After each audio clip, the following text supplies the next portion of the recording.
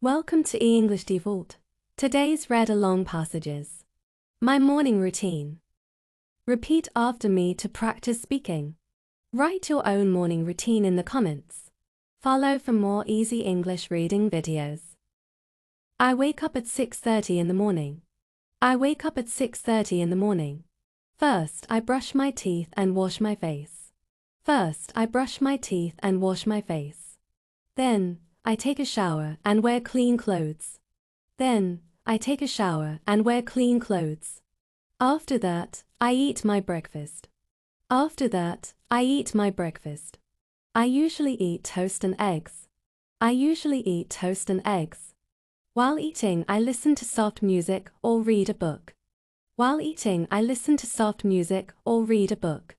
Then, I pack my bag for school. Then, I pack my bag for school.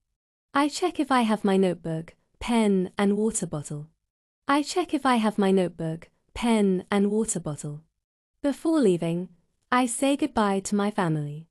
Before leaving, I say goodbye to my family. My morning routine helps me start the day fresh and happy. My morning routine helps me start the day fresh and happy. Great job reading with me today.